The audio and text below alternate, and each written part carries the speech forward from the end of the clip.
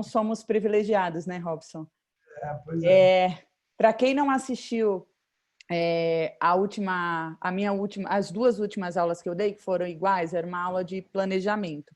Eu venho ao longo desses últimos, principalmente nesse último ano, falando muito sobre o planejamento do tratamento de varizes, da importância da gente fazer uma avaliação a fundo, detalhada, e o Doppler é uma ferramenta fundamental para a gente entender a hemodinâmica do problema e programar a terapêutica.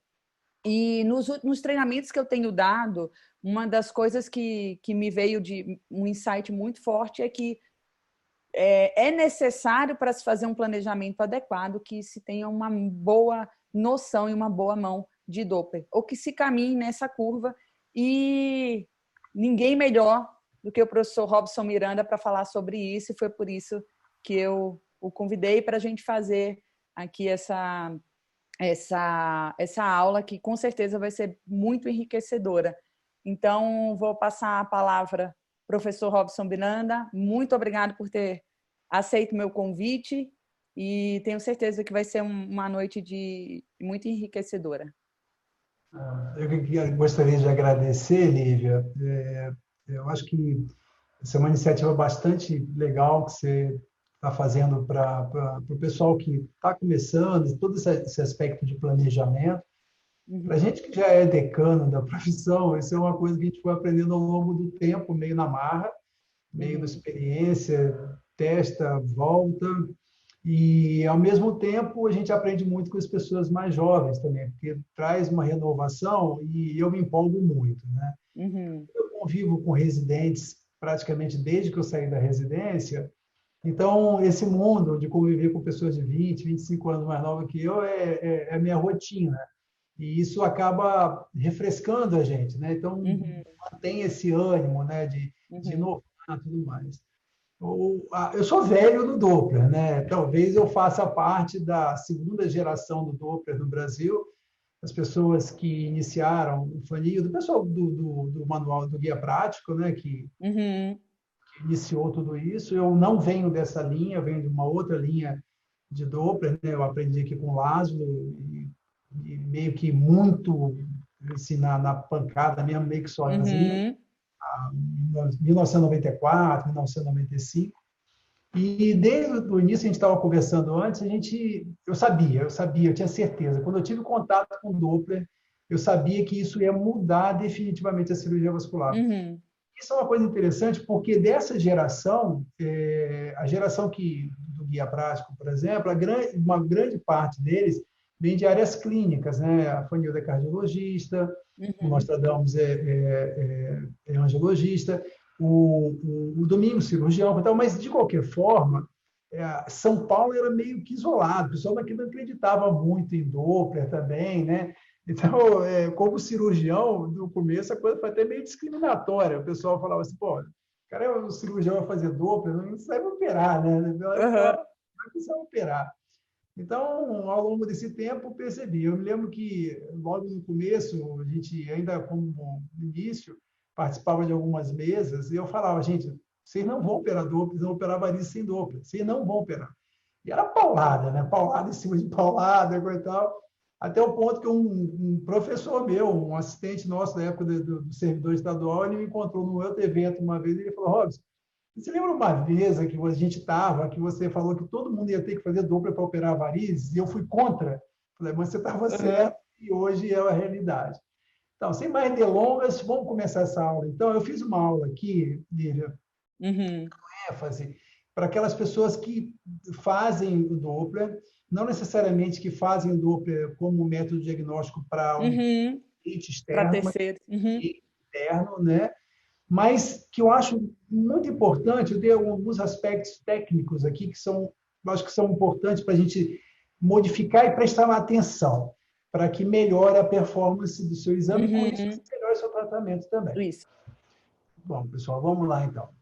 Aqui nós estamos, todo mundo, eu acho que boa parte das pessoas me conhece, meu nome é Robson Barbosa de Miranda, sou cirurgião vascular, angiologista e ecografista vascular. Como já falei na introdução, estou nessa área de Doppler vascular desde 1994 E, ao longo desse tempo, a gente vem vendo a evolução que o Doppler adquiriu em termos de importância dentro da cirurgia vascular. Então, eu fiz essa aula focada principalmente para o pessoal que quer começar, que faz seu próprio exame, mas ela é válida para todo mundo, que eu acho que eu vou dar umas diquinhas aqui que deve melhorar um pouco a performance dos exames de vocês, se vocês ficarem bem atentos a essas dicas. Então, vamos lá. O nome da aula é Doppler venoso, dicas práticas para otimizar a avaliação. Né? Então, eu dividi essa aula em alguns tópicos, né? E o primeiro deles é o posicionamento médico e do equipamento. Eu bolei essa aula imaginando assim, eu atendi o paciente, eu examinei clinicamente o paciente, eu particularmente uso o Doppler de onda contínua em todos os pacientes, porque ali com o Doppler portátil eu já tenho uma ideia do que eu vou encontrar no Doppler, no ecodoppler com imagem, no DuplexCam. E, feito isso, eu vou levar o paciente ou na mesma sala ou em outra sala para poder fazer o ultrassom Doppler completo. Então, aqui a gente tem que tomar cuidado com algumas questões de posicionamento seu e do equipamento e do paciente também. Então, eu fiz essas imagens em diversos ambientes aqui da clínica. Então, esse aqui é um ambiente que é uma sala de exame convencional. Esse uma sala que o paciente vem praticamente exclusivamente para realizar o exame, né? Então, o exame ambulatorial, aquele exame que está agendado, ou aquele exame que você quer com equipamento melhor. A gente tem um equipamento aqui, esse equipamento é maravilhoso, mas não necessariamente você precisa ter esse tipo de equipamento. Mas o que eu quero chamar a atenção para vocês aqui? O que vou falar aqui para essa sala, a gente vai fazer algumas pequenas modificações para realidades diferentes. Então, vamos lá. Primeiro é a questão da maca. A maca, seja ela elétrica ou seja ela fixa, o ideal é que ela tenha uma altura que não seja uma altura que te leve a levantar demais seu braço em condições quando você estiver fazendo o exame deitado, porque isso, ao longo do tempo, vocês vão pagar o preço que eu já paguei. Tá? Então, o que a gente faz aqui? Essa maca é uma maca comum, uma maca simples, que a gente comprou, uma divã, na verdade. A gente serra a parte de baixo dela, eu recomendo pegar uma maca que tem esse eixo, e aí, com isso, você tem um exame bem baixo, para você fazer um exame paciente deitado, ou mesmo outra modalidade de exame carótido, arterial, que seja. A outra questão é o pedestal, o banquinho do paciente, o pedestal do paciente. Aqui, na clínica, eu prefiro usar um pedestal como esse, com a base larga, sem o apoio lateral, mas não condeno o apoio lateral. O que eu não gosto é o apoio posterior. Esse tipo de pedestal que o paciente fica num cercadinho, ele é muito complicado, porque se o paciente passar mal, você não tem saída, você vai ter que segurar o paciente. Esse tipo de apoio não é tão alto a ponto do paciente ficar assustado com a altura, e caso haja um desconforto do paciente, que eu recomendo vocês sempre estar atento para isso, você tem a oportunidade de segurar o paciente e sentar na maca. Né? Então, lá no hospital a gente tem um apoio fechado, já aconteceu da paciente, eu estar orientando o residente, a paciente cair para frente, a sorte que eu estava do lado dela, mas eu fui apoiando a paciente até ela deitar no chão, e esse caso foi até meio grave, assim, do ponto de vista assusta, porque a paciente teve liberação esficteriana e tudo mais. Então, eu prefiro usar dessa forma. O banquinho, o nosso mocho, esse mocho tem que ter regulagem de altura, porque durante o exame você vai regular esse mocho pelo menos umas 2 ou 3 vezes. Isso é importante, porque a ideia é sempre manter seu ombro no máximo da altura, o braço no máximo da altura do ombro, nunca elevar muito demais. Vai ter um momento do exame que você vai ter que elevar, mas não o tempo todo com o braço elevado, senão isso vai ter problema. Então, o banquinho, ajustar ele durante o exame. A outra questão é o console do aparelho de ultrassom. Se você tem um aparelho de ultrassom fixo desse, que você pode mobilizá-lo, você deixa ele lateral, traz o console para frente, de forma que você fique o menos virado para o aparelho, e mais de frente para o paciente, com a mão operando o aparelho, a mão de lado operando o aparelho. A tela do aparelho do ultrassom, ela deve estar na altura da sua visão. Agora, se vocês já têm algum problema como eu, de ter que usar multifocal, isso já é um problema, porque às vezes o multifocal exige que você faça esse movimento. Então, o ideal é você ajustar a tela para a altura que fique mais confortável para você. Aqui um outro ambiente da clínica. Então, nós estamos aqui agora numa Flebo Suite, que eu acredito que a grande maioria de vocês vai ter essa conformação de sala. Então, um aparelho portátil, uma mesa melhor, um divã melhor do que aquele, porque esse aqui você tem controle de altura, né? Então, você tem essa facilidade. Porém, você não tem a facilidade de ter um aparelho que rode. Então, você tem que, muitas vezes, obliquar o equipamento para você justamente não ficar com o equipamento totalmente de lado para você, né? Então, isso é um cuidado importante. Nem que você chegue esse pedestalzinho um pouquinho mais para frente. Tá? Aqui um outro cenário da clínica, que é um outro aparelho que fica numa sala que a gente não é uma sala que não é uma Flebo Suite, mas que é uma sala que a gente usa, por exemplo, para fazer escleroterapia com espuma, e principalmente aqueles pacientes que você vai ver num pós-operatório ou uma suspeita de TVP.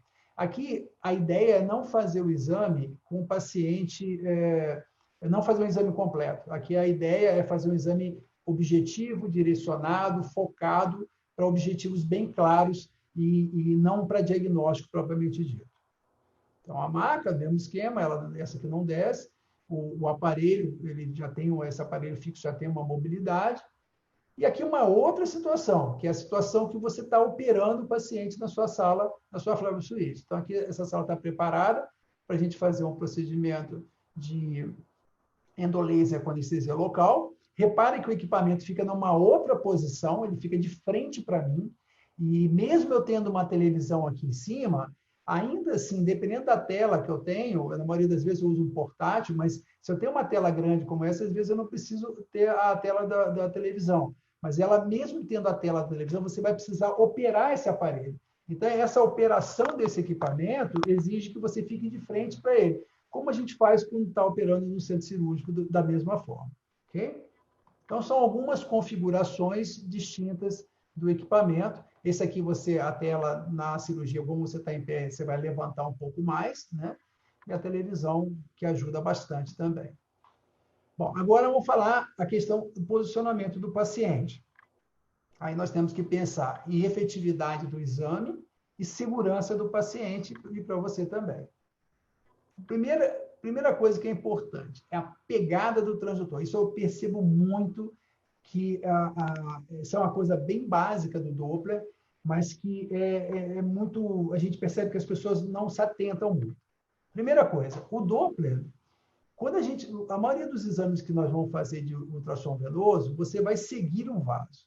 E você vai seguir um vaso por uma extensão muito longa. Não adianta você pegar o transdutor na cauda dele. Quando você pega ele na cauda, a amplitude, uma pequena amplitude do movimento que você faz na cauda, faz uma grande amplitude de movimento na base do transdutor. Base, que eu falo, é aqui, que está em contato com o paciente, a cauda do transdutor aqui. Então, o ideal é que você use e segure o transdutor, tenha essa pegada do transdutor, apoiando de forma que parte dos seus dedos entre em contato com o paciente. E você está vendo esse dedinho que está aqui embaixo? Isso aqui funciona como um leme para mim. Ele me dá um apoio de forma que eu evito colocar o peso aqui em cima. Ele me dá uma segurança. E muitas vezes esse dedinho ele serve para fazer uma compressão associada também. Tá? Nessa região, tanto essa foto anterior quanto essa que eu estou fazendo aqui agora, eu estou fazendo o exame com o paciente, o transdutor está acima da linha do meu cotovelo. Então, eu vou segurar o transdutor dessa forma. Tá? Se eu for segurar o transdutor numa região abaixo da minha linha do cotovelo, eu já tenho uma pegada diferente. Porque se eu for fazer, vou até abaixar aqui um pouquinho a câmera para vocês entenderem o contexto. Se eu for fazer um exame lá embaixo, assim, eu vou ficar todo torto. Então, é melhor eu segurar o transdutor assim, que eu mantenha minha posição ereta. Então, isso é muito importante, porque se você faz um exame por dia, tudo bem, não vai ter problema. Se você faz 7, 10 exames no dia, isso vai começar a pagar, você vai começar a pagar o preço por isso aí. Tá? Então, essa é uma pegada, você segura o transdutor dessa forma. Aqui embaixo, ele te dá a direção, aqui embaixo dá o apoio do peso do transdutor. E uma outra pegada é essa, você pega ele dessa forma, e você tem o apoio, esse dedo indicador apoia sobre a pele do paciente, enquanto o dedo o polegar, ele te dá a movimentação do transdutor. Então, são diquinhas pequenas, mas que faz muita diferença na hora que você está fazendo o exame, principalmente no segmento infragenicular, que é onde a veia costuma ser bem mais fina, principalmente essa fenda. Uma outra coisa importante é esse movimento de rotação e translação. A gente percebe que muitas vezes a gente fica brigando com o transdutor. Vai para o transverso, volta para o longitudinal, vai para o transverso, volta para o longitudinal. O que você tem que entender é o seguinte: quando você coloca o paciente numa posição, o transdutor numa posição transversa, deixa eu voltar aqui. A partir do momento que você colocou ele no transverso, você acha o eixo, você localiza o vaso na posição central do transdutor. Quando você colocar o transdutor na posição longitudinal e você não achou o vaso, saiba que você está muito próximo dele. Então, você vai poder fazer pequenos movimentos laterais ou mediais para encontrar o eixo do vaso.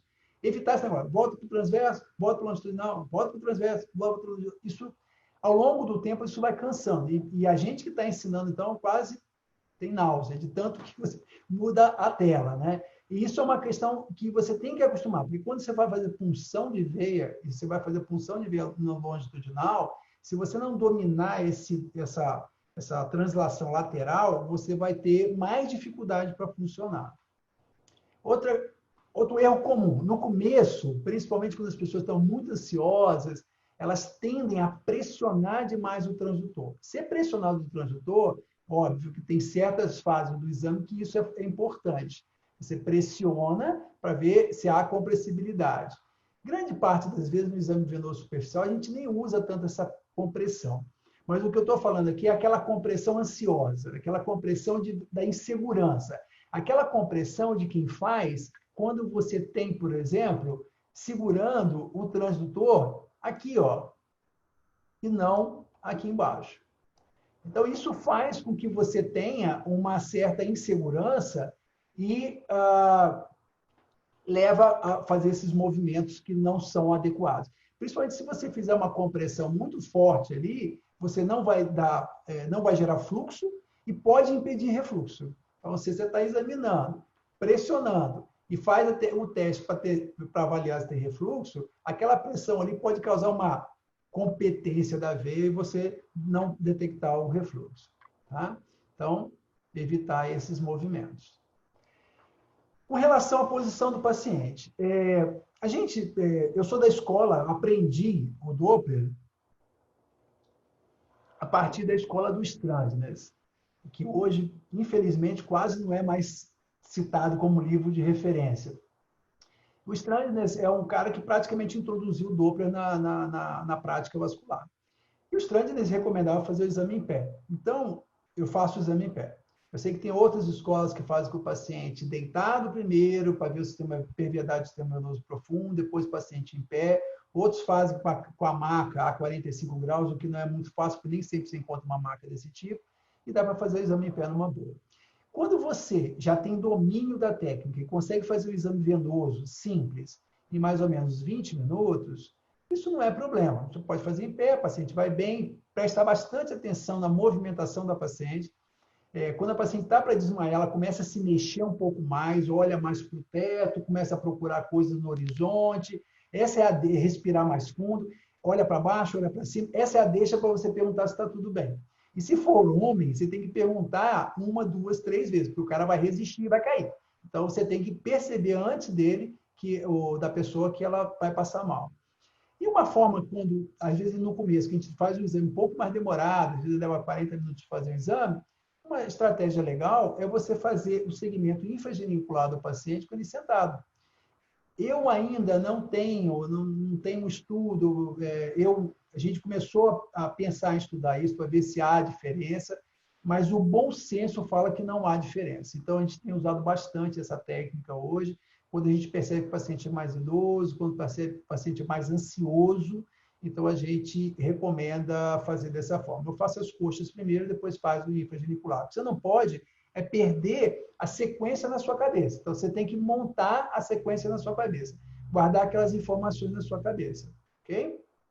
Outra dica, essa eu aprendi com alguns colegas radiologistas, é deixar a sala gelada. Então, quanto mais gelada a sala, menor a chance do paciente fazer um quadro vasovagal. Aqui, esse é Quem já não vivenciou essa situação? Uma safena pequena, e aí você faz comprime, principalmente na perna ou na parva. Comprime, e não tem fluxo na veia, ou esse fluxo muito michuruca aí, apesar de estar com o PRF bem baixinho aqui, tá? E aí, o que a gente faz? Em vez de você ficar comprimindo e fazendo o paciente ficar todo roxo depois, você pode usar uma estratégia diferente. A gente pode fazer isso aqui, é uma ordenha da veia. Eu chamo isso de malachá. Como a gente fazia, às vezes, fazia a trombectomia, passava o fogo, depois a gente passava uma faixa de smart, ainda dava uma malachada para ver se ainda saía mais alguma coisinha. Ou para fazer trombectomia venosa, a gente fazia isso.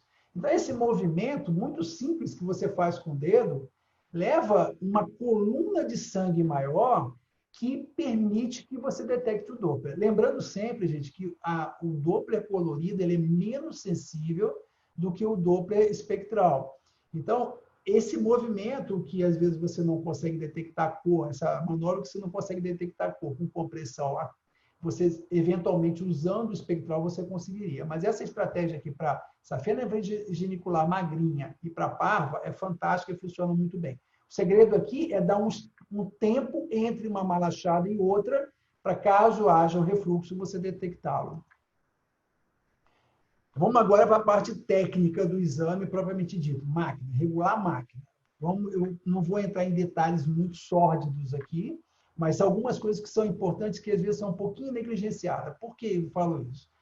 Muitas vezes você compra um equipamento, e aí eu sempre falo para todo mundo que eu tenho a oportunidade de falar, e quem faz curso comigo tem essa vantagem que a gente cria praticamente uma consultoria de como comprar máquina.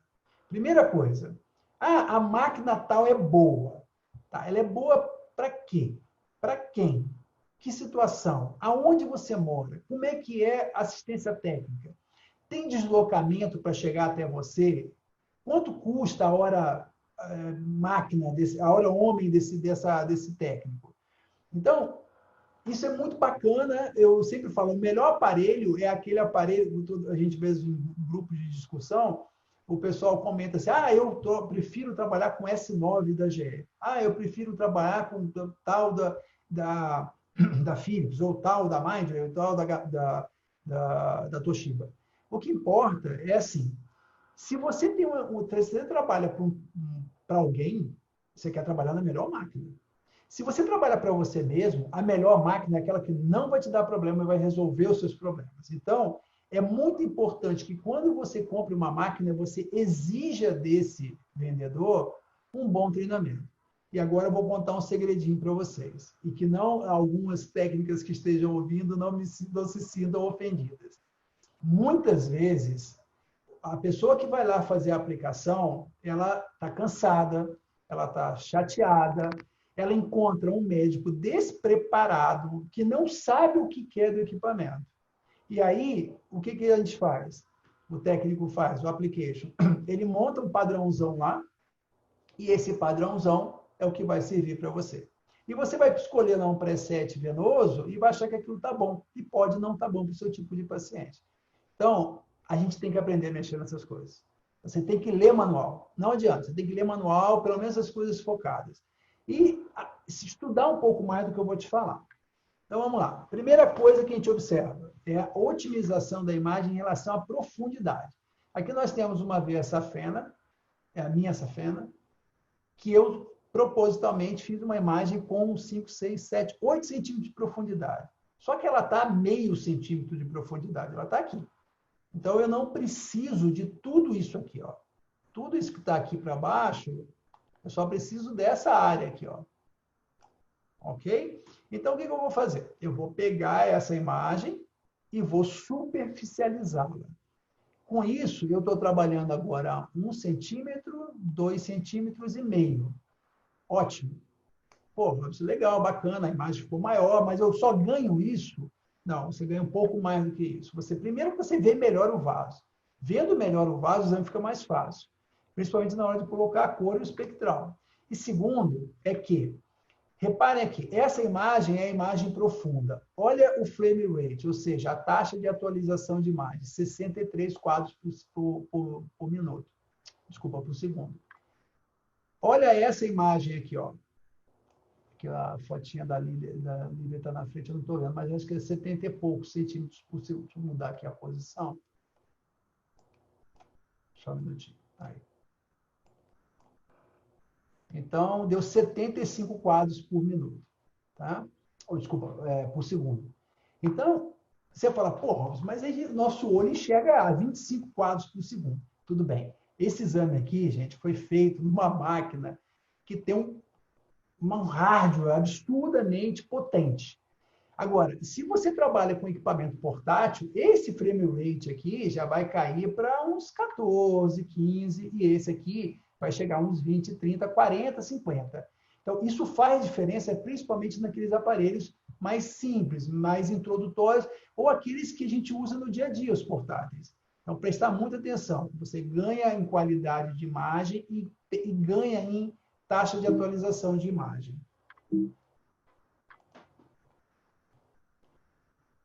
Segundo aspecto, ganho.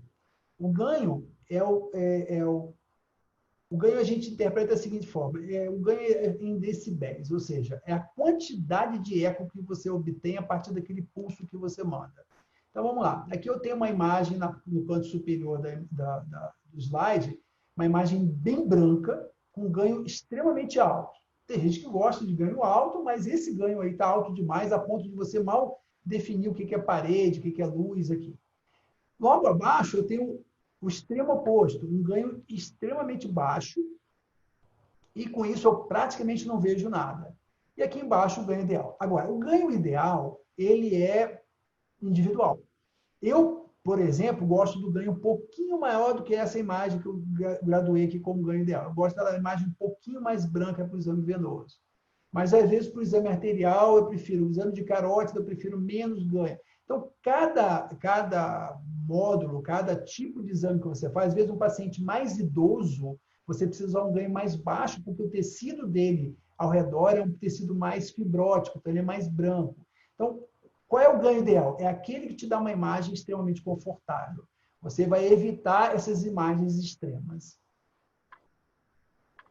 A outra questão, que também é muito pouco falada, mas a gente tem uma aplicação prática muito importante para ela, que é o Dynamic Range, ou faixa dinâmica.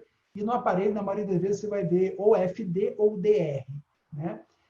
O que é a faixa dinâmica? A faixa dinâmica, ela, grosso modo, ela te dá tons de cinza. Então, se eu tenho uma baixa faixa dinâmica, eu tenho um contraste muito grande da imagem. A imagem fica preta e branca. É essa imagem que a gente tem à esquerda aqui. Então, baixo Dynamic Range, imagem dura, preta, branca. E alto Dynamic Range, você tem aqui vários tons de cinza. Tá? Então, aqui a gente aproximaria de 256 tons de cinza. Então, qual é a vantagem? Na maioria dos exames, os equipamentos eles variam. Tem uns que vão de 0 a 100, outros vão de 30 a 250.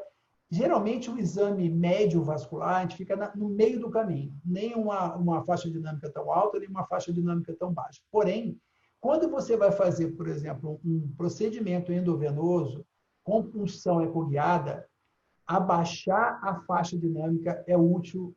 Por quê? A agulha vai ficar mais branca. Então, me interessa fazer uma faixa dinâmica discretamente mais baixa, deixar a imagem um pouquinho mais dura, mais preta e branca, para eu aumentar o contraste entre parede, melhor dizendo, entre sangue e agulha, e a sangue e a parede. Então, isso é interessante. Esse é um aspecto. E também tem esse aspecto visual, aquela imagem, para um paciente, de repente, você vai ter que mexer um pouquinho, outro paciente você vai ter que mexer menos. No geral, a gente monta um preset de acordo com o seu padrão de exame habitual. Aqui, eu gravei essa foto aqui, porque há muito tempo eu queria gravar essa foto, mas eu não tinha feito dessa forma para exame venoso, já tinha feito para exame de carótida. Toda vez que vocês forem comprar um equipamento, o técnico vai te mostrar o equipamento e, olha, você pode ter certeza, o equipamento vai estar com tudo que ele puder de melhoria de imagem. Quando a gente fala melhoria de imagem, são várias técnicas, vários softwares que são incorporados. A maioria deles hoje são incorporados de fábrica. Antigamente eram opcionais. Então, por exemplo, você tem uma ideia, a harmônica era opcional lá em 1998, por exemplo. Então, você pagava o equivalente a $15 mil, desculpa, $5 mil para ter o software de harmônica que hoje todo mundo tem em qualquer lugar. Aí o cara vai te vender um aparelho, ele vai ligar todos os recursos de imagem, a imagem vai ficar aveludada, com todas as bordas bem claras, tudo mais. Então, eu fiz aqui um exagero, que eu peguei aqui, tirei todos os recursos do lado esquerdo, todos os recursos de melhoria de imagem, ou seja, a imagem ultrassonográfica crua e dura é essa. E aqui é a imagem maquiada.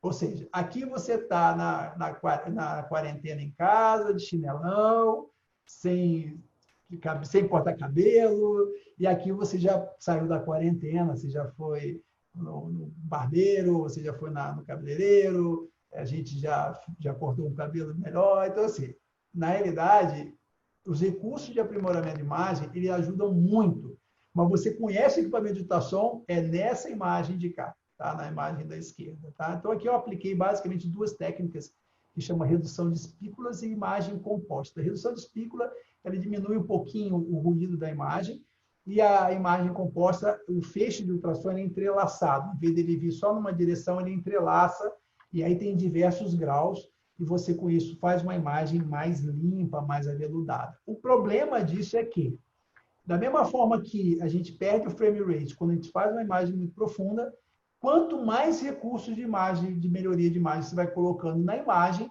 você vai perdendo também taxa de atualização.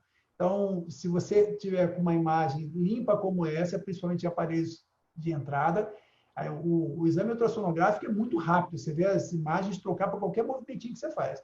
Quanto mais você vai colocando recurso ali, a imagem vai ficando mais lenta. Você vai ver que você mexe a mão, demora um pouquinho para mexer a imagem, assim por diante.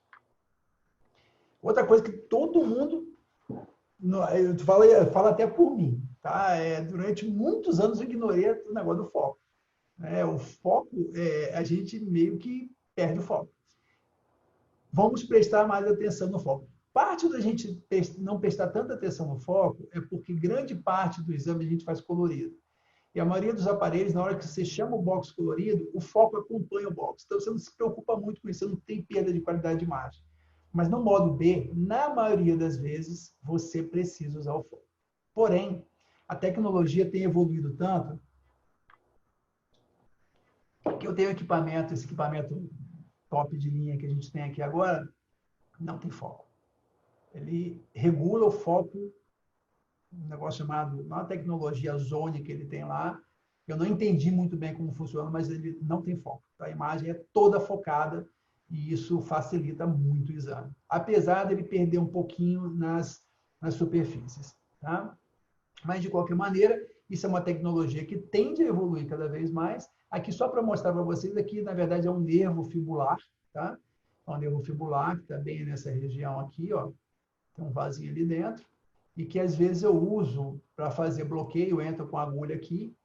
Quando o paciente tem úlcera microangiopática em face lateral de perna, eu faço curativo, todo mundo sabe que essas úlceras doem muito, eu faço esse bloqueio aqui no consultório e consigo trabalhar curativo com tranquilidade.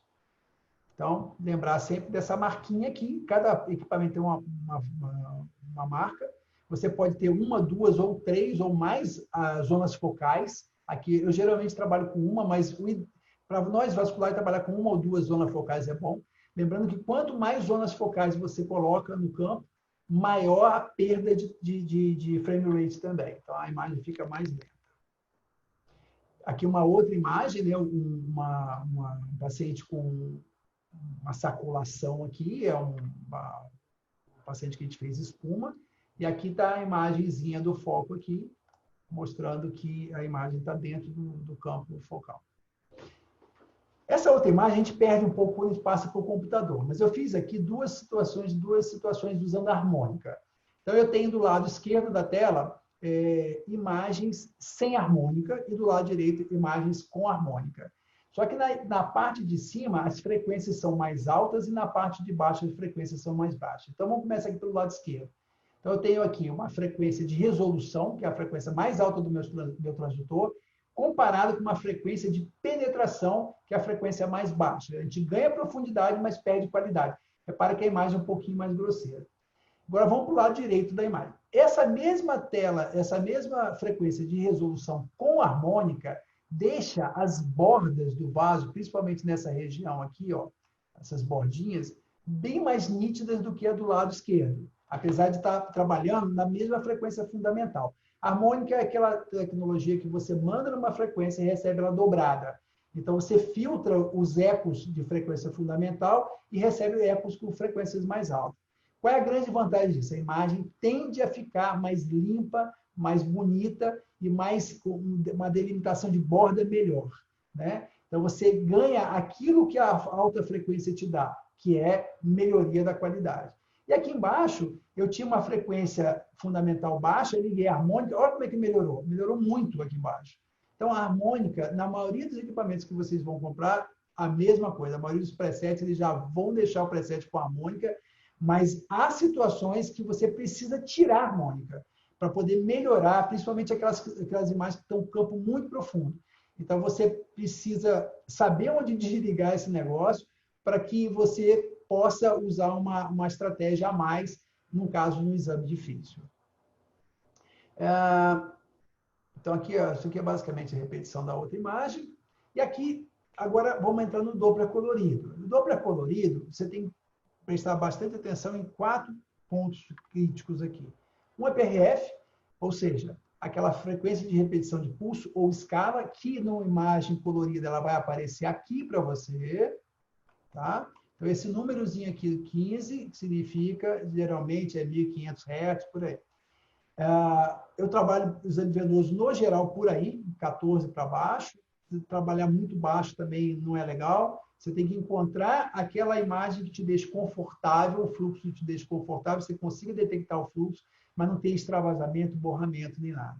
Então, o PRF é muito importante. O ganho, a mesma coisa. Se aumenta muito o ganho da cor, ela tende a estourar a cor para fora. Então, o ganho ideal é aquele que mantém a cor dentro do vaso sem extravasar demais.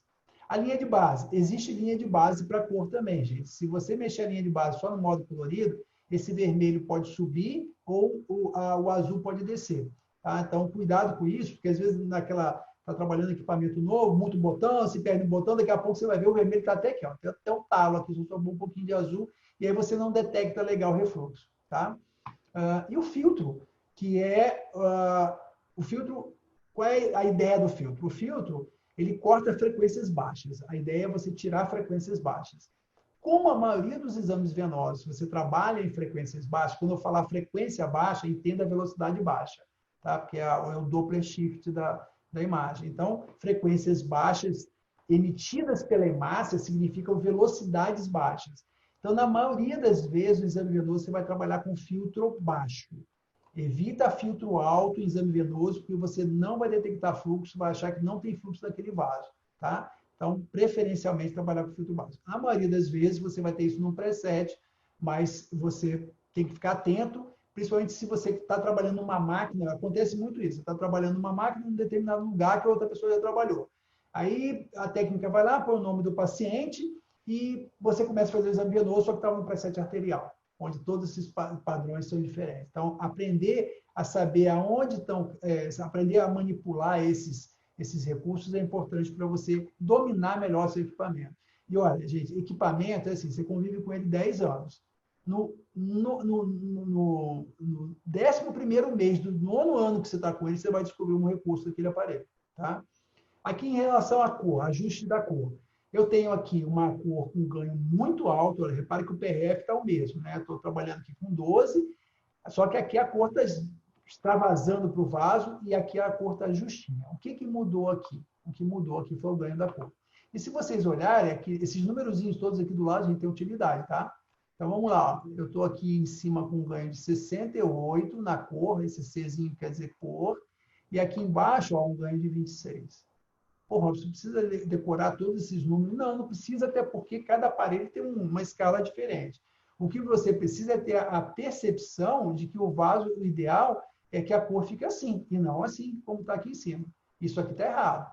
Pode até fazer, às vezes na correria a gente faz, mas tecnicamente, até para ficar aquele exame bonito, bem documentado, o ideal é isso aqui. Esse é talvez o ponto mais sensível e que a gente percebe que as pessoas têm mais dificuldade em termos de Doppler colorido, que chama-se box, ou caixa.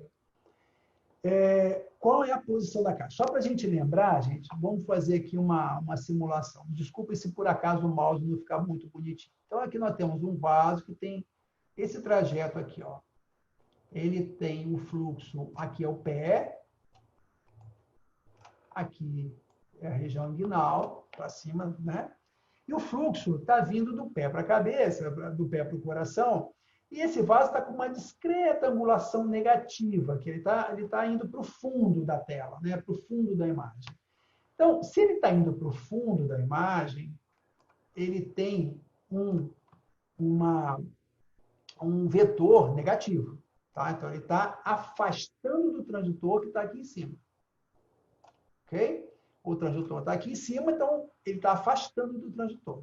Se ele está afastando do transitor, então o vetor negativo tem que ser azul. Se ele tiver um refluxo, na hora que eu soltar essa compressão, e o sangue voltar contra o fluxo em direção ao pé, ele vai voltar nessa direção, aproximando, um vetor que aproxima, ele é positivo aproximando do transitor, então o vetor positivo aqui, que significaria refluxo, estaria em vermelho. Lembrar que isso é escamoteável, eu posso trocar essa escala ao apertar de cor. Mas você deve documentar a veia normal em azul e veia com refluxo em vermelho. Ok? E aí, deixa eu apagar isso aqui para ficar mais fácil para tentar explicar o box, que realmente o box eu só consigo explicar bem num quadro branco. Mas vamos lá. Como eu não dominei essa técnica de usar essa câmerazinha com o meu quadro branco, então eu vou tentar fazer por aqui mesmo. Vamos lá. Repare que o feixe do modo B, ele vai sempre vir nessa direção. Tá? Paralelos aqui, transversais ao eixo do vaso e tudo mais. E o feixe do Doppler? Que direção que ele está? O Doppler só ocorre dentro dessa caixa. Só que o feixe do Doppler, ele é paralelo à parede da caixa. Eita, desenho feio. Exagerando aqui, mas só para ver. E o eixo do fluxo é esse aqui. Então, o ângulo que me interessa é esse ângulo aqui. Tá? Se esse ângulo fosse zero, ou seja, vou apagar de novo aqui. Se esse vaso tivesse numa posição assim, ó, indo para o fundo, como uma perfurante, eu poderia deixar o box quadrado. Porque aí eu tenho o feixe do Doppler incidindo assim e o fluxo incidindo assim ou assim. Perfeito, ângulo zero, fórmula do Doppler é perfeita, você detecta tudo. Ótimo. Só que a maioria dos pacientes, a maioria dos vasos do organismo não tem essa...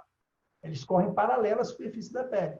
Então, para você otimizar o Doppler, você tem que angular o box de tal forma que eu faça com que esse ângulo do feixe do Doppler e o ângulo do eixo do fluxo fique tendendo a zero, o mais próximo possível de zero, já que eu não vou conseguir ter zero na maioria dos lugares. Ok? Ah, Robson, legal, mas vamos apagar aqui. Por que eu não posso botar o box para o outro lado? Boa pergunta. Por que eu não posso colocar o box assim? Você pode. Só que a sua capacidade de detectar o fluxo vai cair muito porque esse ângulo vai aumentar demais. Então, às vezes você vê e fala, eu já fiz e deu. Já fiz e deu. Não dá. Às vezes a condição vaso é muito superficial, você consegue pegar, mas não é o ideal. Porque numa situação difícil, você tem que ajustar o box de tal forma que você obtenha a melhor detecção de fluxo possível para aquela situação. Senão você vai ter problema de detectar fluxo, vai achar que não tem fluxo, principalmente refluxo de baixa velocidade. E aí você come bola do exame. Em relação ao espectral, olha, eu sou um cara meio liberal com o espectral. Eu acho que o espectro ele tem que ter uma escala baixa, essa escala que está absurdamente alta, tá vendo? 100 aqui não é legal, apesar de a velocidade estar alta. A cor está borrada, tá vendo? Está fora. Mas alguns aparelhos você pode ajustar isso depois. Então, o ideal aqui é o seguinte, você, mesmo tendo uma escala alta, que é que deveria ser um pouco mais baixo, talvez 40 no máximo aqui. A linha de base, ela tem que estar um pouquinho mais alta para você ver essa onda negativa, e depois não pode estar muito alta a ponto de não detectar o refluxo que eventualmente possa acontecer. Você tem que tomar cuidado, porque se tiver uma escala muito alta aqui e o refluxo for bem baixinho, o filtro, a desgraça do filtro, vai comer o seu refluxo e você não vai ver. Tá? E aí é importante você saber a utilidade do filtro. O filtro no exame venoso, ele já é baixo, mas às vezes você precisa baixar mais. Então, é interessante que você trabalhe com PRF bem baixo, uma escala bem baixa aqui. A onda, idealmente, no exame venoso, ela é negativa por padrão, e o refluxo fica sendo positivo. Se você trabalhar com filtro alto e com PRF muito alto, pode ter um refluxo bem pequenininho aqui que você não consiga pegar. Então, atenção para isso, porque isso é muito crítico, principalmente em vasos de pequeno calibre. E, para terminar essa parte de imagem, eu chamava a atenção para vocês exatamente aquilo que eu comentei lá. Cada númerozinho desse aqui tem uma função. Então, aqui ó, são os recursos do modo B. Frequência de 7,5 MHz, ganho de 71, o IP aqui é o mapa de cores, o frame rate e assim por diante, dynamic range. Aí o da cor, frequência de 5. Repara que a frequência do Doppler é diferente da frequência do modo B, tá, gente? Ela geralmente bate a cor com o espectral, mas não bate com o modo B. São frequências diferentes. O modo Doppler é uma coisa, o modo B é outra coisa. E assim por diante. Então, quando você tiver dúvida aonde você está em termos de regulagem, todos os aparelhos vão te dar essa informação. Uma outra questão também que é interessante. A gente aprende, a maioria das vezes, a usar o transdutor linear para exame vascular. Só que em algumas situações ele não é bom. E aí, uma frase que eu gosto de falar sempre isso, não sei se alguém já escreveu, mas eu gosto de falar essa frase, porque essa frase é melhor você ver alguma coisa com uma qualidade de imagem não tão boa do que nada em alta resolução. Então, aqui é o exemplo clássico, é aquele paciente gordinho. Então, um paciente gordinho, um paciente com dermatoliposclerose, aquela perna dura, aquela perna demasiado, linfedematoso. Mesmo, não digo para safena, a maioria das vezes você não vai usar o convexo para safena, apesar de eu já ter usado. Mas, principalmente para avaliar o sistema venoso profundo.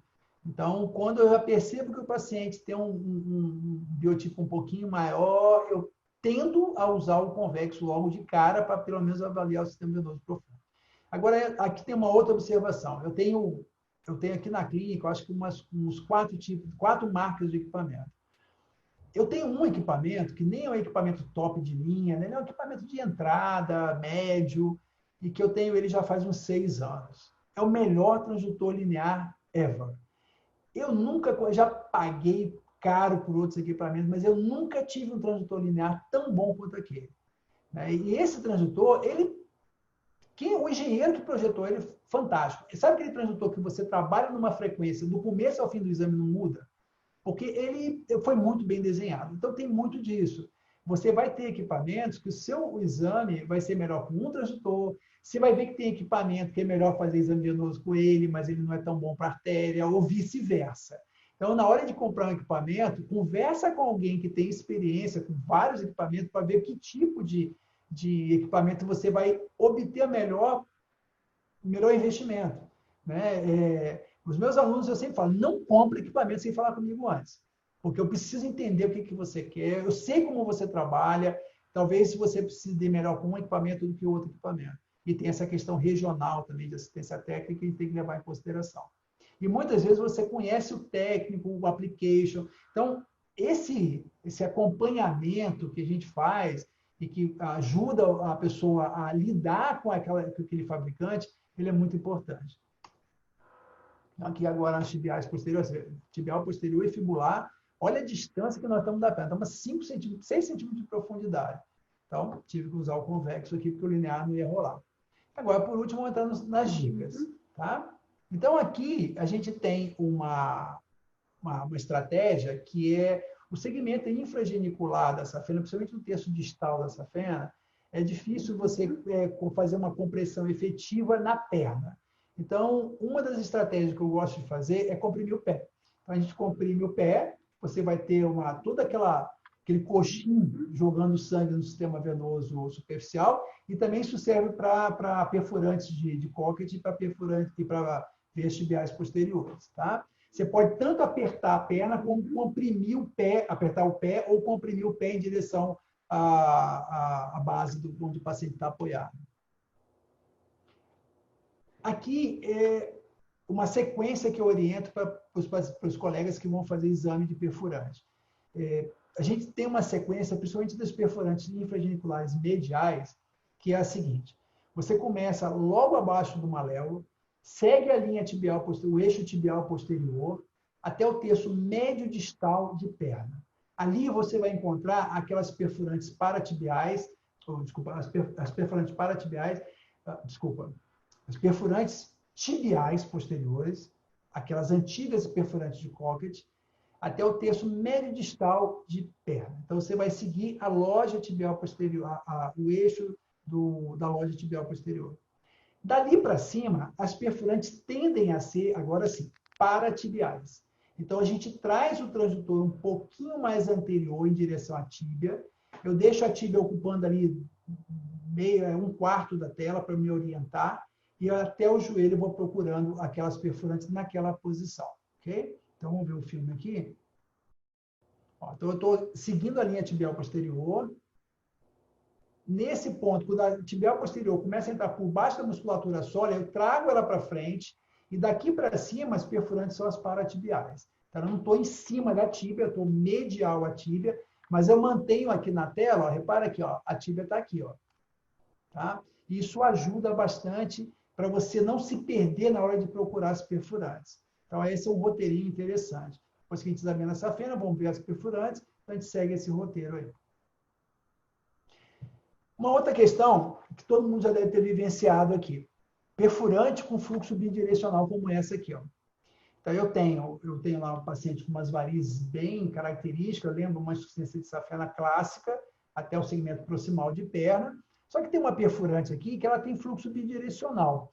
Repare que quando eu aperto, ela aumenta, ela tem um fluxo em direção à superfície, e depois, quando eu solto, o fluxo entra. Aumentou para a superfície, agora veio todo para dentro. Mas é uma perfurante grande. Caramba, será que essa perfurante está insuficiente? Vamos lá.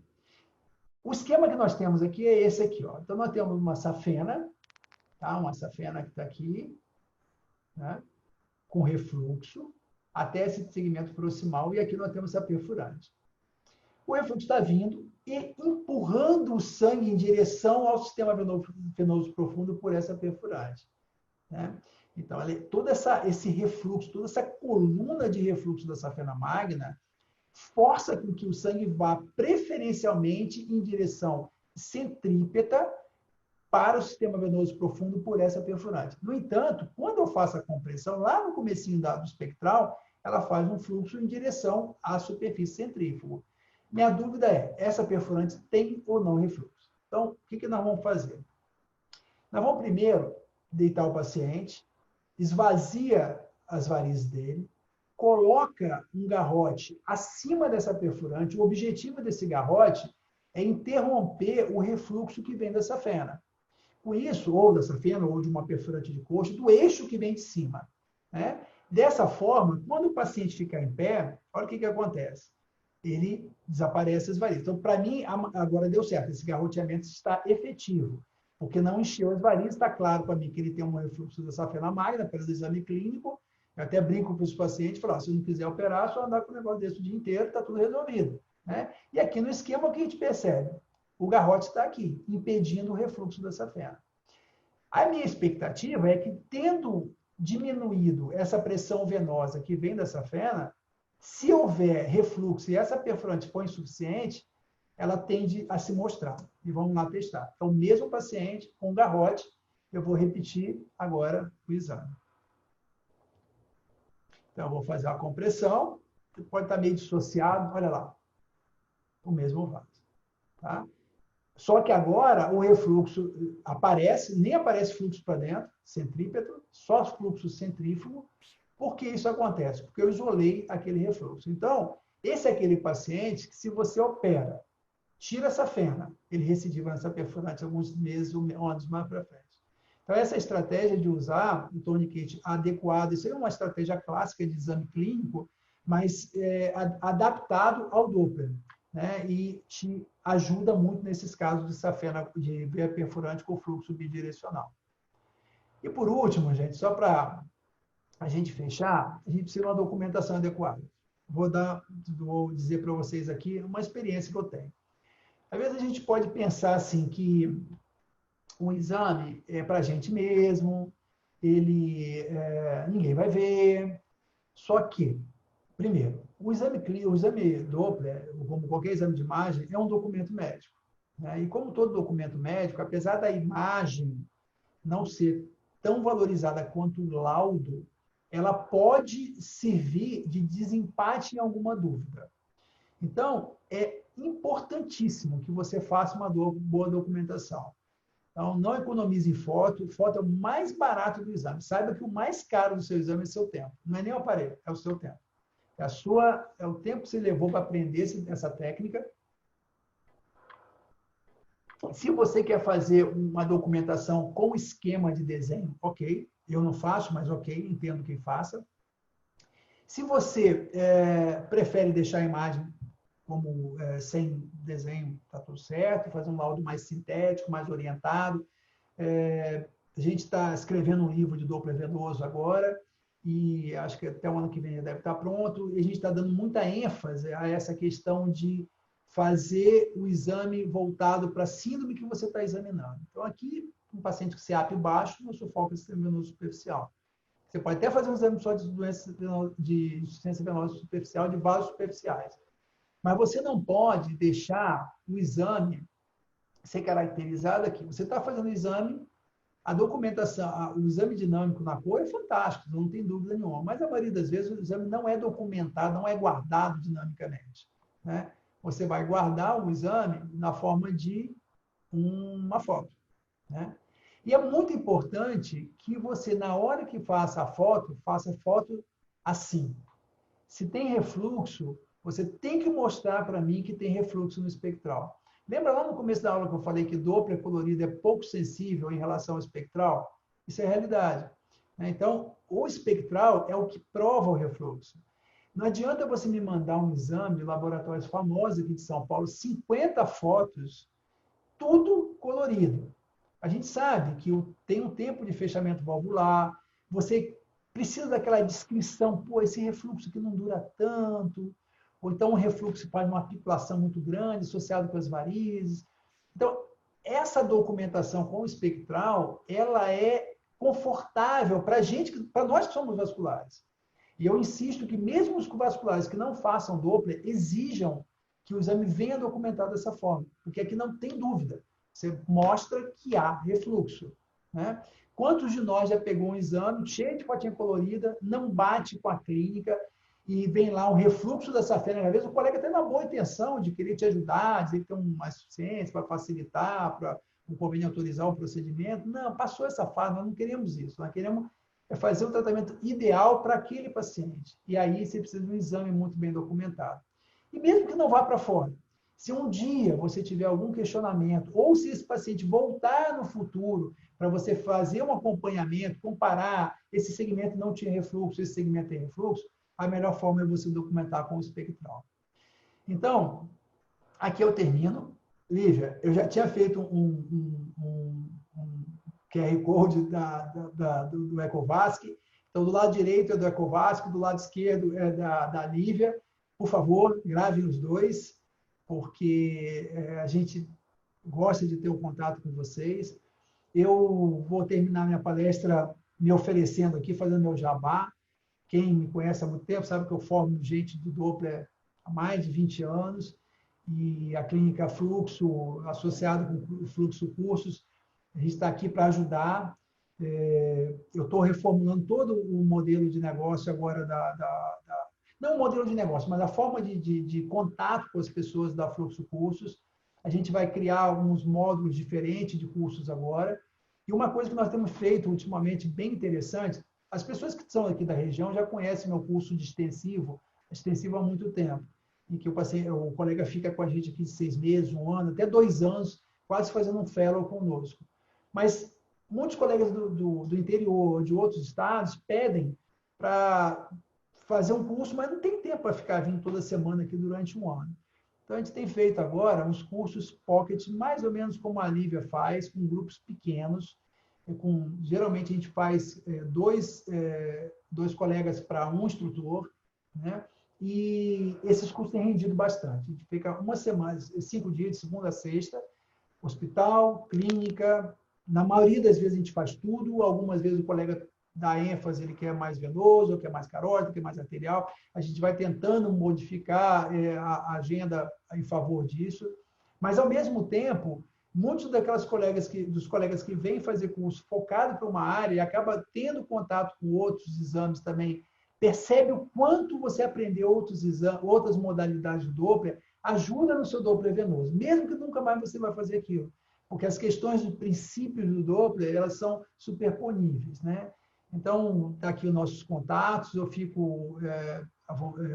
peço para vocês, se tiver interesse, deixa eu fazer um cadastro lá no site. Toda vez que a gente tiver alguma coisa, a gente não enche muito o saco de vocês, porque eu não gosto de ficar enchendo o saco de ninguém, mas quando tiver alguma coisa interessante, a gente entra em contato.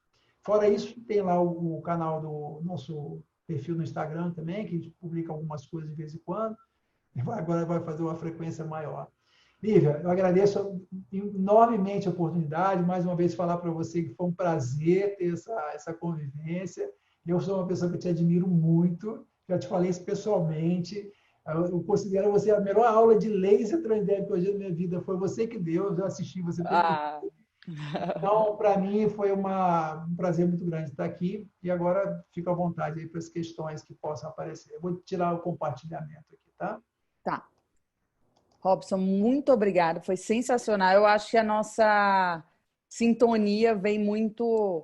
A sua didática é muito prática, muito palpável, muito nos detalhes que a gente precisa para, de fato, tornar essa teoria complexa palpável e tornar ela uma prática efetiva. Esse é meu lema nos treinamentos e foi bem por isso que eu pensei em você e a aula foi sensacional, fantástica. A gente tem algumas perguntas aqui. Eu vou selecionar algumas porque tem...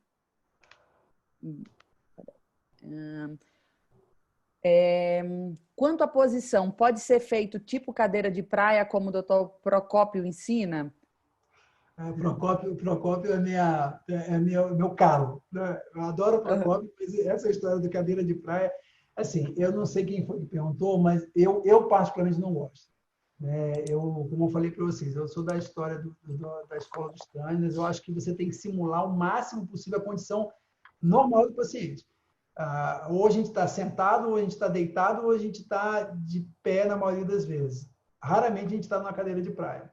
Então, os parâmetros são um pouquinho diferentes, deveriam ser estudados de forma diferente. Não condeno quem faça. Se você tem toda a estrutura para fazer, se dá bem com isso, tudo bem. Mas as pessoas que vêm aprender comigo, eu reoriento fazer com o paciente em pé. Em relação à posição, teve um colega que perguntou aqui no bate-papo, se quando faz bilateral, porque você falou sobre, para evitar a síncope, a síndrome vasovagal, fazer a coxa e fazer a parte infragenicular com o paciente sentado, né? E aí, quando é bilateral, como que você faz? Você faz as duas coxas, depois senta, ou senta e levanta? Uhum. Você pode fazer senta e levanta. Às vezes eu faço senta e levanta para fazer justamente eu sentir o paciente, né? Para ele não ficar entediado. Porque, assim, tem um outro problema também, Lívia, porque hoje eu quase não faço exame, né? Uhum. Quem faz são as pessoas que estão aprendendo comigo. A grande maioria dos pacientes. A gente tem a convivência minha com os meus pacientes é muito boa. As pessoas já sabem que tem gente do Brasil inteiro, fora do Brasil, aprendendo Doppler comigo. Então, eu estou ali postado do lado da paciente e fico ali explicando que é um colega que está sendo aprimorado. Quando eu percebo que o paciente não está confortável com a ideia, eu assumo o exame e está tudo certo. Então, quando o paciente está meio entediado, eu subo, desço, sento, levanto, para até o paciente mudar um pouquinho. Mas, no geral, quando a gente faz essa posição em pé sentado, eu faço as duas coxas primeiro, e depois eu faço o infragenicular. Às vezes, se você tem uma insuficiência de safena que desce até a perna, às vezes eu desço a safena toda. Aí deixo para fazer um profundo com o paciente sentado. É porque eu penso, principalmente para quem está começando, às vezes o grande ponto do Doppler em relação ao planejamento é ir construindo um raciocínio hemodinâmico, né? Sim, Aquilo que a gente estava exatamente. conversando. Então, assim, Uhum. o que você falou de ter o cuidado para não perder a questão hemodinâmica é importante Importantíssimo, também, né? importantíssimo. Então, você pode Mas atenuar. Você pode fazer o paciente a coxa sentada, em pé, senta o paciente e continua fazendo o resto do exame. isso, Com o eu tempo, acho. você vai aprendendo. Uma coisa que o Exato. pessoal brinca comigo, assim, eu agora não mais, não muito mais, porque eu não estou tão concentrado no exame, estou mais concentrado em quem está fazendo o exame. Uhum, Mas no passado, eu lembrava de laudo de semana anterior. Você uhum, perguntasse para mim, quando eu estava fazendo a escala, falava, oh, você lembra daquele exame? Eu falava, aquele exame deu tal coisa. Como é que você lembra isso? Porque eu fui treinado para isso, entendeu? uhum. Hoje, o meu foco de atenção é o momento para ver se o colega que está ali aprendendo está fazendo direito. Então, eu já não Uhum. consigo mais Sim, guardar um HD, entendeu? sim, sim. Mas, com o tempo, você vai aprendendo a lidar com essa informação, essa carga de informação. Hoje eu faço muito exame para mim. Então, assim, talvez vai ser a realidade de quem às vezes está aqui querendo aprender para, a princípio, ter na mão o paciente de forma mais detalhada e segura, né? Então, o que eu faço, eu já vou, à medida que eu vou desenhando, eu já vou colocando do lado, pela ectoscopia, pelo que eu vi na realidade aumentada e o que eu vi no Doppler, o que eu imagino que vem de terapêutica. Então, eu já vou anotando para ir construindo meu raciocínio enquanto eu vou fazendo o exame. Então, fica aí uma dica Então, para.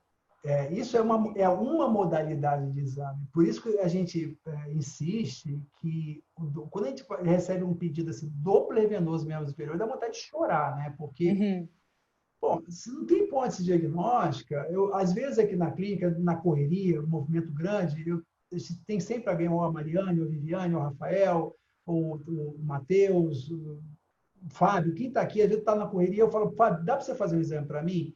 Aí ele vai lá e faz. Às vezes eu peço um exame assim, Doppler venoso superficial de membros inferiores.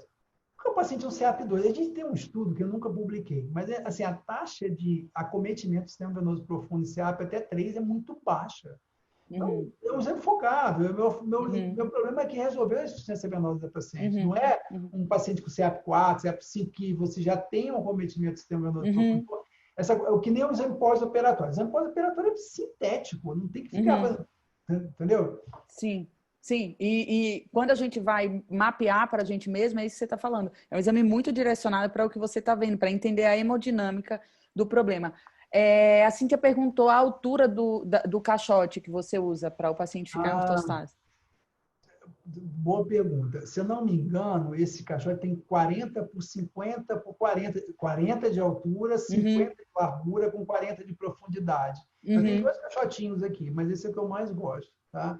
Mas ele tem uma base bem larga, de 50. Você pode até fazer um pouquinho mais larga. O uhum, problema dessa base é que se ela ficar muito larga, ela vai atrapalhar o aparelho, né? uhum, Então, eu deixei desse jeito assim. Você pode colocar um antiderrapante, se você quiser, ali para poder ficar mais menos risco do gel cair. Mas olha, nunca nessa clínica fluxo, que já temos há 25 anos, nunca ninguém caiu.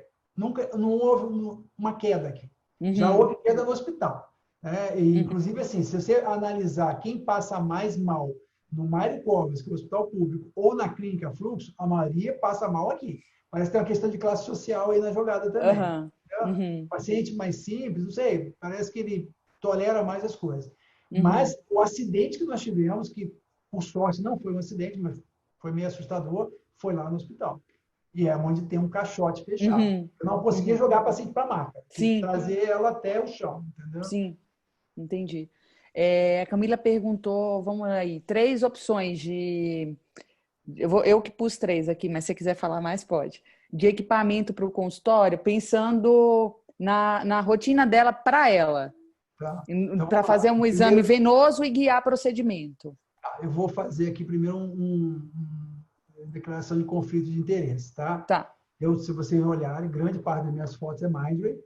Uhum. Eu sou o que eles chamam lá de, como é que chama mesmo? Tem um nome em inglês para isso, Procto? opinião líder, opinião Ah, líder, ah, tá. opinião líder deles. Então, assim, eu gosto, mas por que eu sou a opinião líder deles? É porque eu gosto muito do equipamento deles. Foi uma coisa meio natural. Então, assim, portátil hoje, você vai ficar basicamente entre Mindray, GE e Samsung, que eu acho que são equipamentos bons para vasculares. Tem Philips portátil? Tem. É caro e não é essa coisa toda. Se você perguntar um aparelho de fixo, aí eu já mudo de ideia, porque os Philips são equipamentos muito bons. Então, se você fosse comprar hoje, você estudaria M6 da Mindray, o Logic 2 o Logic da GE. O V2 também, que é uma de entrada, mas é bonzinho, eu gosto daquele aparelho. E o 6 ou o HM70 da Samsung. São equipamentos bons. O HM70, eu tenho o 6. O É um 6, bom assim, aparelho. eu gosto muito dele. Eu tenho o 5. Na verdade, eu fui meio que enganado. Na época era Madison. E o cara falou, não, eu comprei o M5, o 5. Foi na época que aconteceu um acidente no meu prédio, e tal. Fiquei duro, eu precisava comprar equipamento, comprei o 5. Um mês depois lançaram o 6. Queria matar o vendedor, né? Não, doutor, a diferença é pequena, coisa pouca, coisa totalmente diferente. É muito melhor. Só que o 6 hoje, ele tem uma questão assim, você tem que comprar ele barato, porque a tecnologia dele é uma tecnologia de 6, 7 anos atrás. Então, você não pode comprar o 6 pelo preço do M6, nem pelo preço do Logic. Tá? Então, você tem que comprar numa boa condição. O HM70 da Samsung, por exemplo, é um aparelho que ele é quase uma máquina fixa. Ele faz coisas demais. Tanto é que para um exame exclusivamente venoso, eu não recomendo porque é mais caro. Mas tem O Denis falou que teve 4 quedas. Aí teve uma colega que perguntou antes de você falar na aula, quais as dicas para evitar isso, né? E aí você falou a sala gelada, falou também a questão de fazer sentado, né? Infragenicular. Aí teve um colega que... pode falar. O mais importante é prestar atenção no paciente. Sim. Aí teve um colega aqui que deu umas dicas. Ele falou da sala, deixar a sala mais gelada, orientar o paciente para não olhar para baixo e manter o olhar no horizonte e tirar o som do Doppler pulsado, porque talvez gere uma ansiedade. E aí eu gostei. O Augusto Sampaio. Ótima contribuição. Olha, tá vendo? A gente sempre aprende nessas aulas. Sempre, sempre. Vamos experimentar essa aí. A gente precisava fazer um estudo, né? Testar tudo isso aí.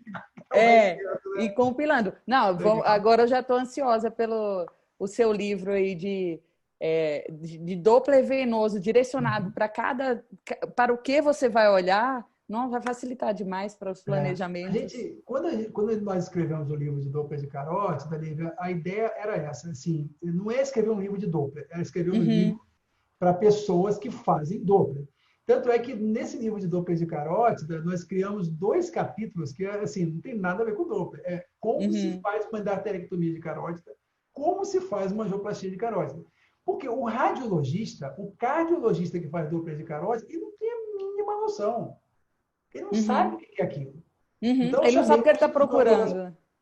Então ele tem que entender o que é um PET, o que é um stent, como é que é esse stent da imagem ultrassonográfica, o que isso implica ali, entendeu? Como é que é feito esse negócio, como é que essa molinha vai parar aí dentro? Os caras não sabem. Hoje eu tenho meus residentes, eles são da rádio e da vascular. Os da rádio, coitado, eles têm muita afã de aprender as coisas, mas eu tenho que parar, igual chegou a hora de ensinar vascular para vocês, tá? Vamos pegar um caso, explicar como é que é, o que é uma fibrilação, o que é uma endarterectomia, né? Sim, por isso que quando por isso que eu falo muito que a gente tem que fazer o exame do nosso paciente. Ele pode vir até com um mapeamento de outro lugar, você já ter documentado, mas você saber quem está na sua frente, qual a expectativa daquela pessoa e entender a hemodinâmica e daí planejar, são peças assim que se encaixam perfeitamente. A Cláudia perguntou quantas medidas de safena você faz. E quando ela está mais superficial, se você mede a distância da pele. Faltou uma foto nesse exame. Faltou uma foto nessa aula. Eu vou até ver se eu acho aqui. É o seguinte, vamos começar pela questão da medida. Eu sou um cara, quem me conhece, eu vi que a Renata está na sala, eu não meço diâmetro de safena normal. Tá? Eu sei que pode chocar um pouquinho a galera. Eu adoro essa discussão. Eu adoro, já bati essa discussão. A melhor discussão dessa que eu tive na vida foi com o caso de Horn. E assim, com vontade, né? Eu não meço a safena competente. Na verdade, eu meço quando eu vejo o exame da safena, ela está toda competente, eu faço uma medida no terço médio distal da coxa, que é o lugar mais característico de refluxo quando existe. Porém, quando a safena ela é incompetente, todo o segmento que é incompetente eu meço, e aí geralmente eu faço 2 ou 3 medidas na coxa. Vamos pegar uma situação hipotética aqui. Junção incompetente, refluxo até segmento proximal de perna. O mais tradicional de tudo. Aí eu meço o diâmetro da safena, da crossa, meço proximal médio distal de coxa e proximal de perna. Ou seja, o segmento está insuficiente. Tá? Porém, eu uso muito a imagem estendida. Eu sabia que estava faltando alguma coisa nessa aula. Eu sabia. A imagem estendida é uma imagem, e assim, nem todo equipamento tem, mas ela já está começando a ficar bem popular nos equipamentos até portáteis. O M6 que eu tenho aqui, ele já faz imagem estendida. Uma imagem mais curta, mas faz. A imagem estendida, você vai acompanhar, aí você precisa ter uma mão treinada para isso, mas você vai treinando com o tempo. E você vai seguir todo o trajeto do vaso. No final, você tem todo o trajeto da coxa, até no aparelho melhor que eu tenho aqui, eu consigo 70 centímetros de tensão. E aí, Lívia, é fantástico. Por quê? Eu não fico fazendo um monte de medida de foto separada. Eu faço aquela imagem estendida. Quem já viu aula minha no IMAP já deve ter visto que eu dei uma aula sobre isso. Eu faço aquela imagem estendida, ali eu meço todos os diâmetros que eu quero, eu vejo ela saindo da loja, eu meço a distância da pele, e eu faço tudo isso. Aqui a gente tem um esqueminha aqui na clínica que é o seguinte: o paciente chegou, eu vejo que tem insuficiência safena com provável candidata para laser, eu ponho lá embaixo assim, protocolo laser. Então, quando eu ponho protocolo laser, todo mundo já sabe o que é. É para medir tudo, entendeu? É para medir tudo que vai interferir no laser. E como a equipe é toda treinada, então todo mundo já sabe o que fazer, entendeu? Não, perfeito. Então, eu faço isso sim. Mas safena normal, gente, olha, uma coisa que eu sempre falo para o pessoal: quem trabalha em clínicas de diagnóstico tem esse problema que vem uma ordem de cima para baixo e às vezes não dá para questionar. Eu tenho um colega que trabalha aqui, o Alisson, trabalha comigo aqui na clínica, ele trabalha num grande laboratório aqui, e uma vez teve uma reunião para decidir protocolo de dupla de carótida. E aí, ele, na cabeça dele, como nós aqui, seguimos a recomendação do departamento do DIC, que é o departamento que o trabalho foi publicado, que a gente usou no livro e tudo mais. Na reunião lá, não aceitaram porque viram que não era tanto. Eu falei, gente, é um consenso. Nós temos que usar um consenso quando ele é bom. Né? Não, mas... Aí esse laboratório usa ainda a 16 a 49, uma 15%, assim por diante. Entendeu? Então, isso é um problema. Aqui na clínica, todo mundo está liberado. Safena competente, ninguém precisa medir. E se você vai fazer para você mesmo, pense, qual é a lógica? Você só vai perder mais tempo. Exatamente, é um exame direcionado, né? E falando em protocolo, a colega perguntou, eu perdi aqui, qual a sequência que você faz no exame do paciente venoso? Você começa pelo sistema venoso profundo? Se eu estou fazendo um exame que é focado para insuficiência venosa crônica, insuficiência venosa, varizes, eu começo femoral, junção, desço pela safena magna, no transverso. Então, vamos lá. Teste a femoral, fluxo, junção safena femoral, fluxo.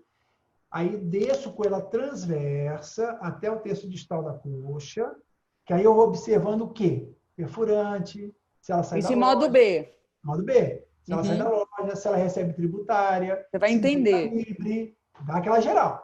E aí, quando chega lá na coxa distal, eu ligo a cor e vou subindo. Por quê? Se ela tiver competente aqui embaixo, não tiver aumento de diâmetro, não recebeu nenhuma tributária grande, que muda o calibre dela, não recebeu nenhuma perfurante, que muda o calibre dela, a probabilidade de você ter refluxo desse segmento é muito baixa. Então, eu economizo. Eu testo aqui embaixo, testo no meio, testo em cima. Acabou.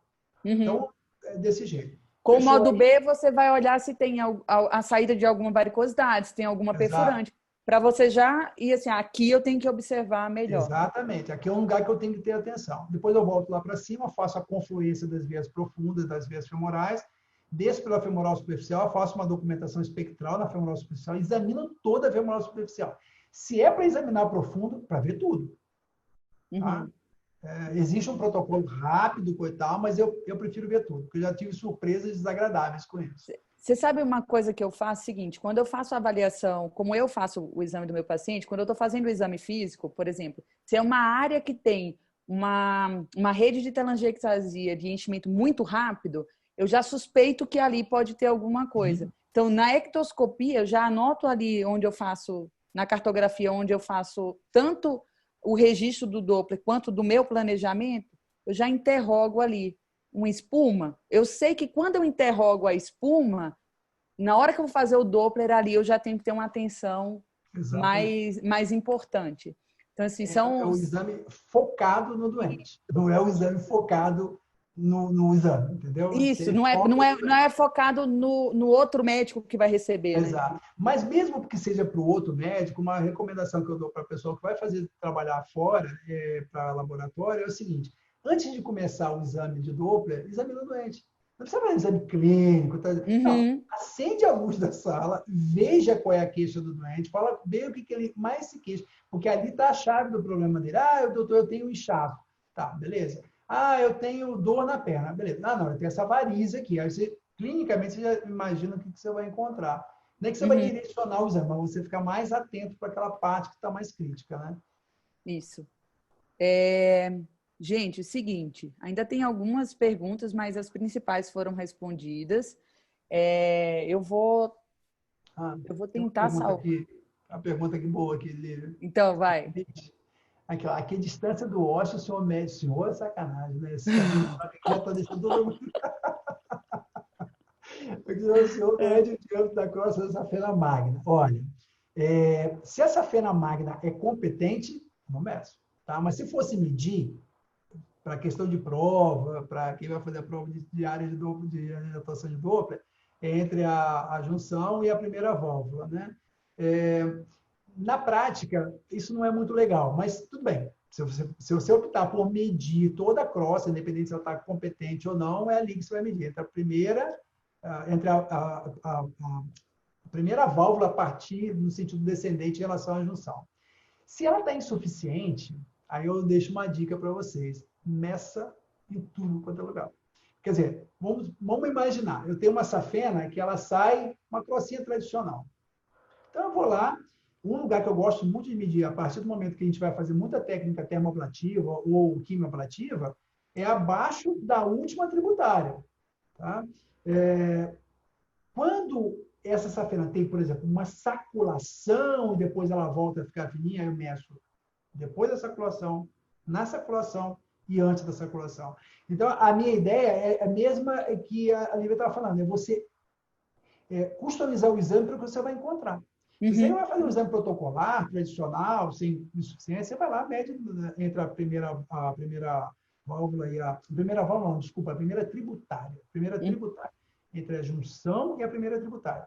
Faz ali e está tudo certo. Né? Esse é o padrãozão de livro e tudo mais. Agora, se tem uma insuficiência, e principalmente se essa insuficiência ela tem características morfológicas diferentes, use bom senso, às vezes é mais interessante se pedir mais de uma vez.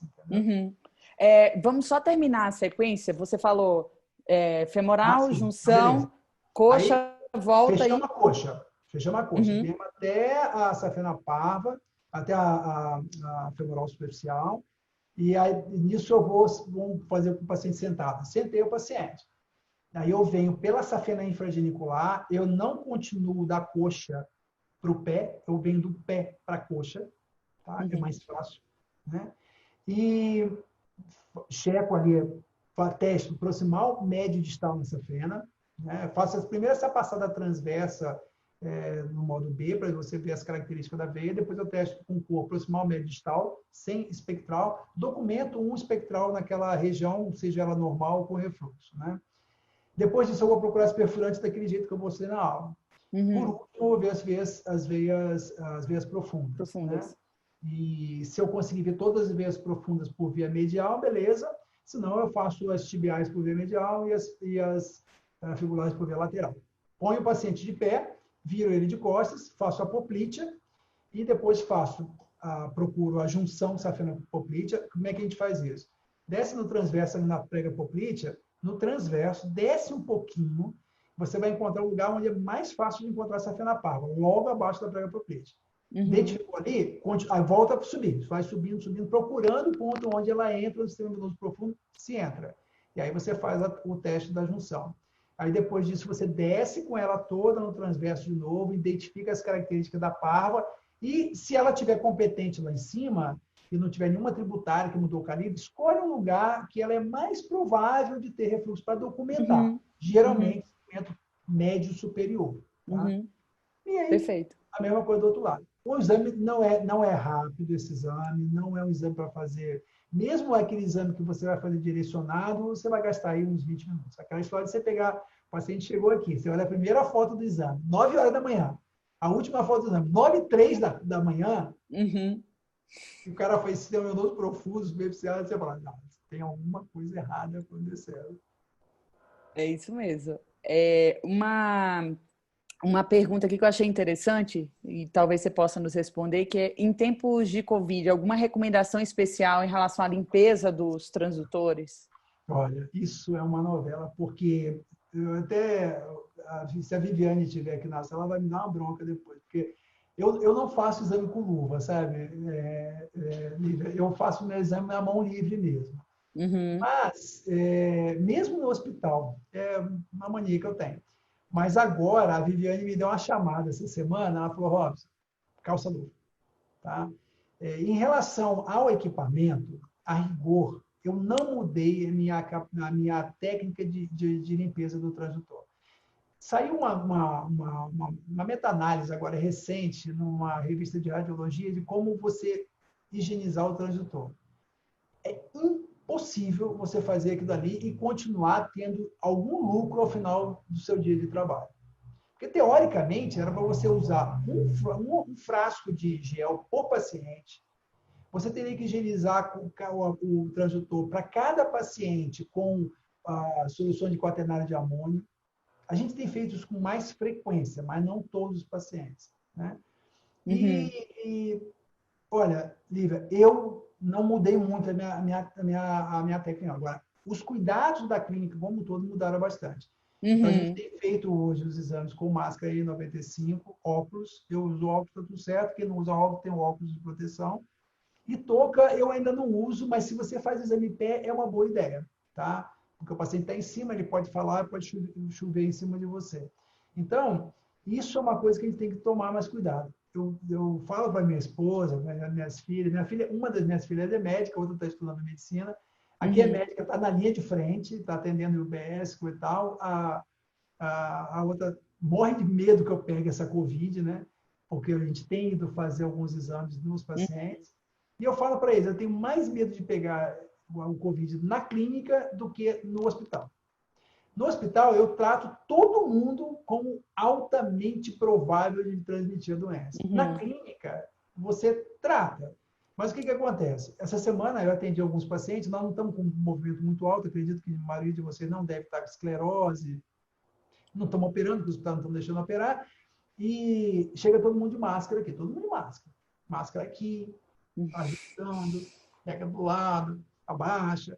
Então, assim, para mim, essa paciente, quando põe a mão em cima da minha mesa aqui, ela está, se ele é um potencial transmissor, ele está sendo um potencial transmissor, está me colocando a equipe toda em risco. Então, a gente tem aumentado um pouquinho. Mas a solução do transdutor é isso aí. Basicamente, se você quer usar uma solução segura, usa qualquer solução de quaternário de amônia. Aí tem várias marcas.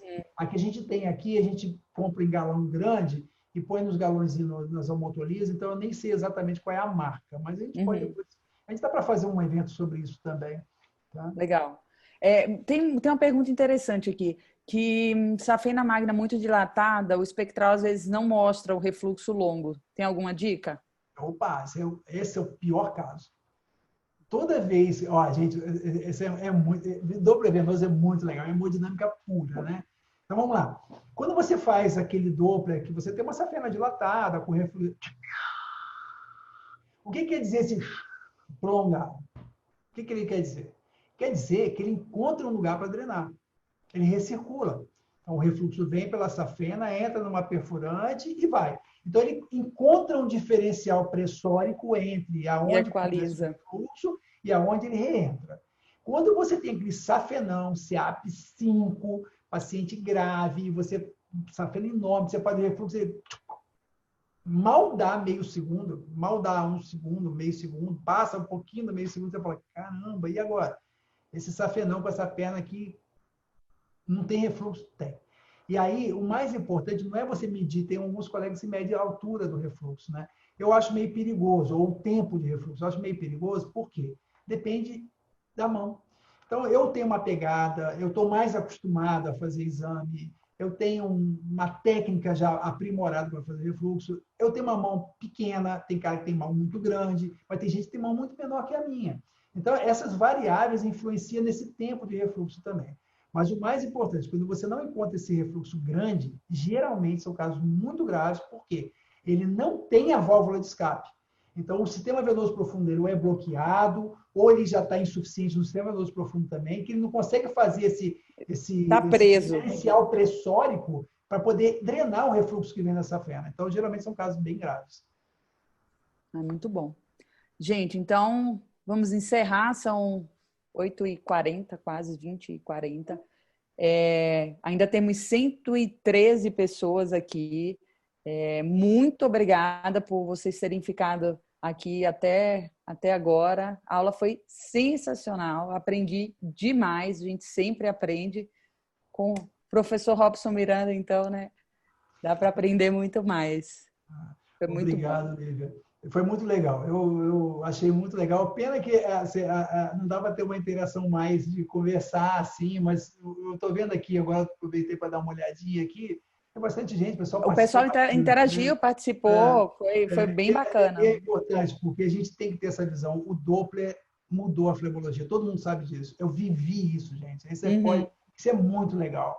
E hoje eu posso dizer, eu vivi essa mudança da cirurgia vascular, como um todo. Mas a flebologia, ela foi muito mais afetada, por quê? Hoje, você não tem outro exame, basicamente, para fazer diagnóstico, para investigar a veia. A artéria tem angiotomo, arteriografia. Não, nós temos Doppler. Então, isso mudou a cirurgia vascular e mudou a flebologia. Isso é fantástico, muito bom. Muito bom. Muito Muito bom. obrigado. Deixa eu só te falar uma coisa. Como você está de anfitrião, a gravação deve ter ido para o seu computador. Algumas pessoas tiveram problema de conexão, aí a gente vê a possibilidade, de repente, de disponibilizar isso. Beleza, eu gravo aqui e depois te mando. Tá bom, beleza, então. Tá bom, Muito gente? bom. Boa noite, muito Boa bom. noite. Obrigadão, viu? Foi sensacional. Parabéns. Tchau. Beijos. Tchau.